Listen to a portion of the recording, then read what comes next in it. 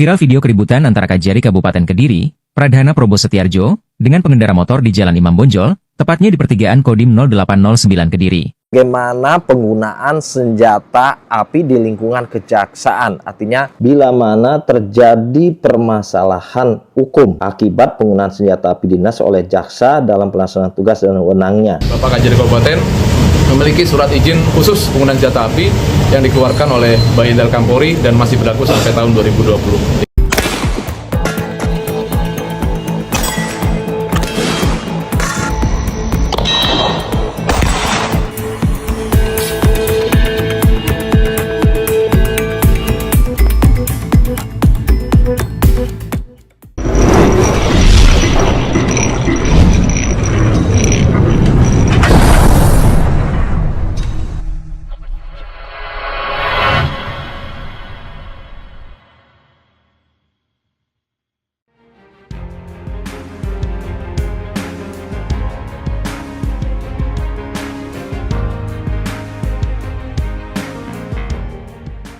Oke guys, kembali dengan channel YouTube Dr. Agustiawan SH.MH.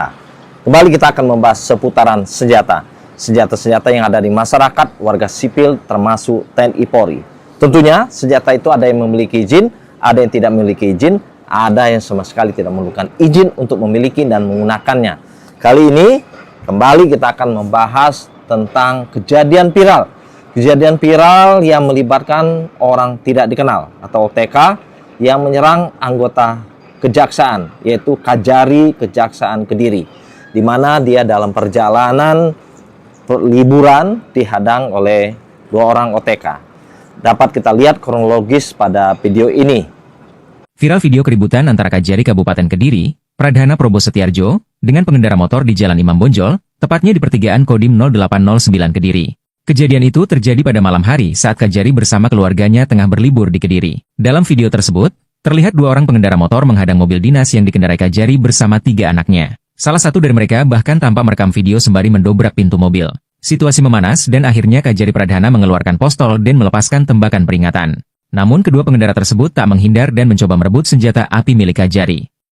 Menurut Kasih Intelijen Kejari Kabupaten Kediri, Iwan Nuzwardi, insiden bermula ketika mobil dinas Kajari terlihat diikuti oleh dua orang tak dikenal setelah makan malam. Ketika tiba di pertigaan, kedua pengendara motor mendadak menghadang laju kendaraan dan melontarkan kata-kata bernada ancaman. Menurut Iwan, pihaknya belum tahu pasti apa motif dari kejadian kemarin. Ia menjelaskan kasus ini kini telah diserahkan sepenuhnya ke Polresta Kediri untuk penyelidikan lebih lanjut. Dan tentunya, apakah senjata yang dimiliki oleh Kajari Kejaksaan ini dibenarkan oleh hukum dan dibenarkan oleh izin? Dapat kita lihat dari keterangan dari Kapolres di video berikut ini. Bapak Kajari Kabupaten memiliki surat izin khusus penggunaan senjata api yang dikeluarkan oleh Bayendal Kampori dan masih berlaku sampai tahun 2025. Merasa pengancaman baik kepada Bapak Kajari maupun keluarga yang saat itu memang berada di dalam mobil, digedor-gedor baik kap maupun pintu mobil, sehingga Kajari juga melakukan perbuatan untuk mengamankan keluarganya.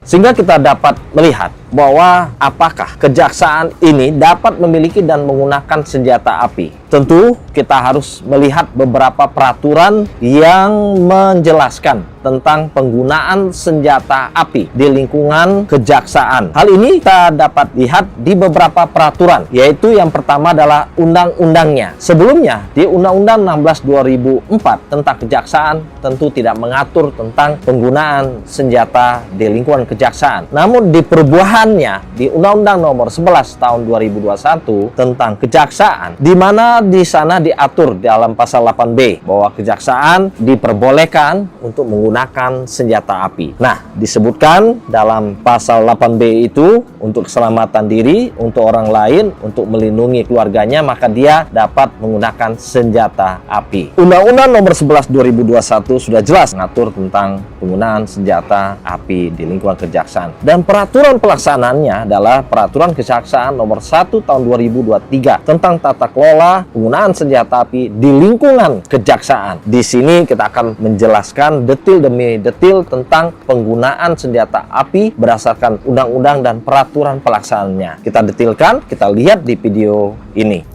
Selanjutnya kita akan membahas tentang beberapa peraturan perundang-undangan tentang yang mengatur apakah jaksa dapat memiliki atau menggunakan senjata api. Sebagaimana diatur oleh Undang-Undang Republik Indonesia Nomor 11 Tahun 2021 tentang perubahan atas Undang-Undang Nomor 16 Tahun 2004 tentang Kejaksaan Republik Indonesia. Artinya, semenjak adanya Undang-Undang Nomor 11 Tahun 2021 ini, perubahan yang menjelaskan bagaimana jaksa dapat memiliki dan menggunakan senjata api. Disebutkan dalam pasal 8B, dalam pelaksanaan tugas dan wewenang, jaksa dapat dilengkapi dengan senjata api serta sarana prasarana lainnya sesuai dengan ketentuan peraturan perundang-undangan. Sehingga untuk peraturan pelaksanaannya dari Undang-Undang Nomor 11 Tahun 2021 ini disebutkan dalam peraturan Kejaksaan Nomor 1 2023 yang mengatur tentang tata kelola penggunaan senjata api dinas di lingkungan kejaksaan. Baik, kita lihat di peraturan Kejaksaan Nomor 1 2023 tersebut. Peraturan Kejaksaan Nomor 1 Tahun 2003 tentang tata kelola senjata api dinas di lingkungan Kejaksaan Republik Indonesia.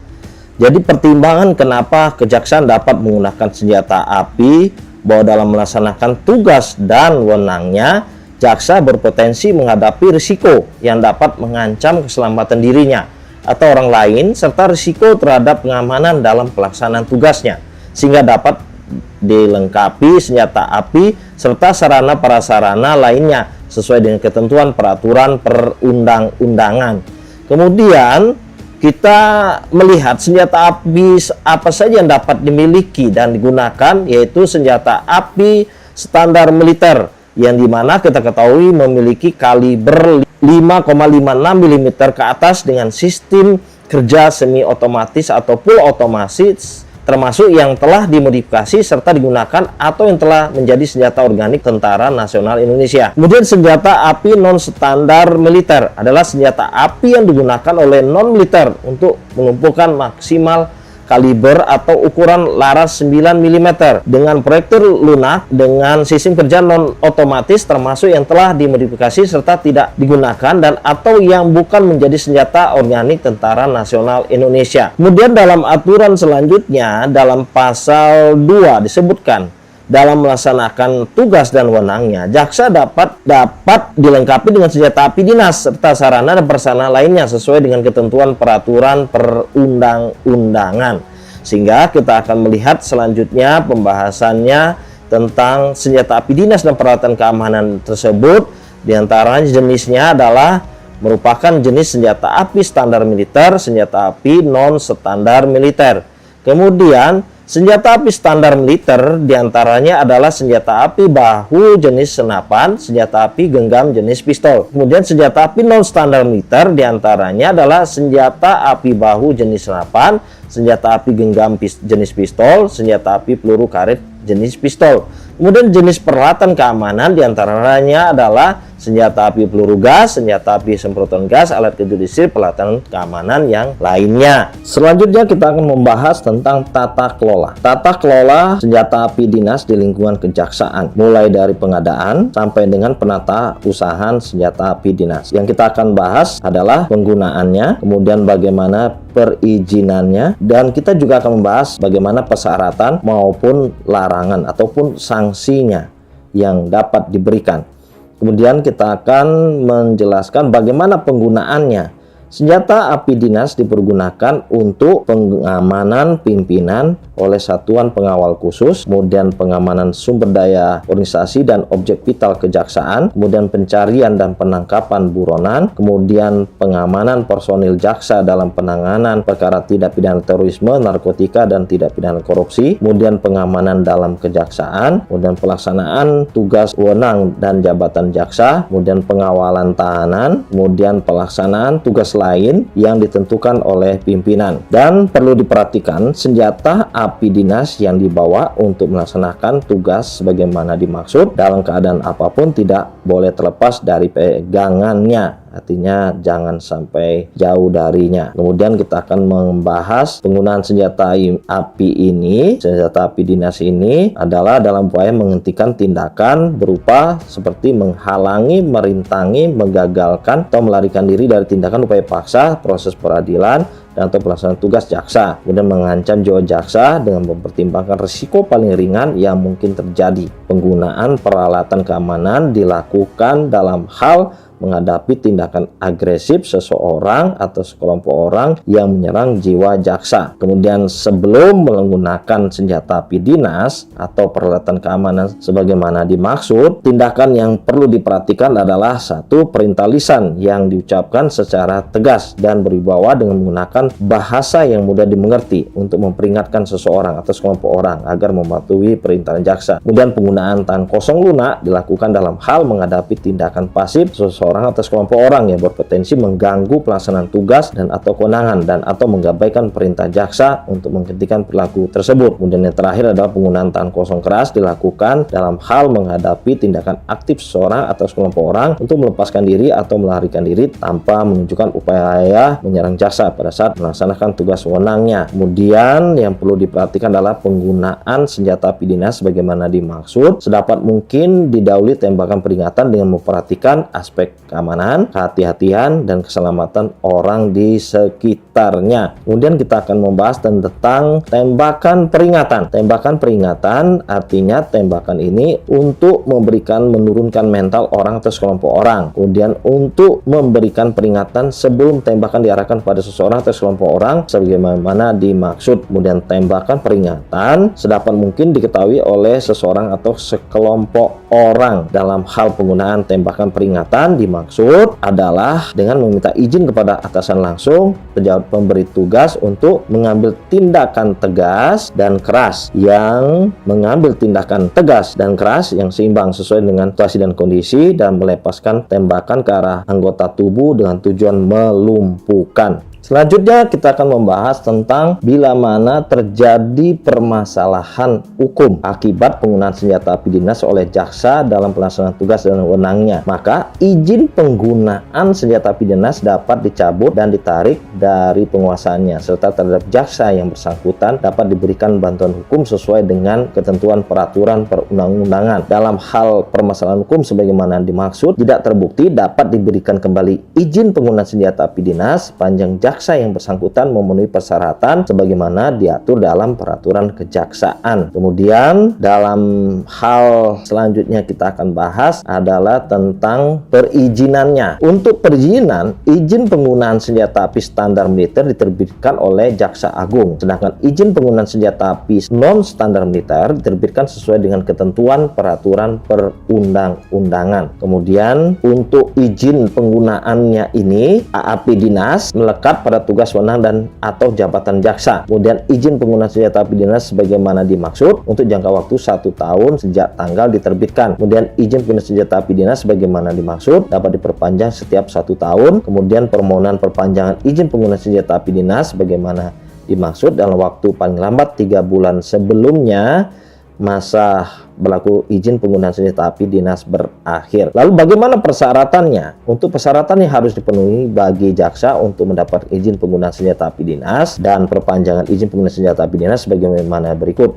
Yang pasti sehat jasmani dan rohani, kemudian tidak sedang dalam penjatuhan sanksi, kemudian mendapatkan rekomendasi dari atasan langsung, kemudian dinyatakan lulus psikotes, dinyatakan lulus oleh tim asesmen, kemudian memiliki sertifikat dan surat keterangan keterampilan penggunaan senjata api yang diterbitkan oleh instansi atau lembaga yang berwenang.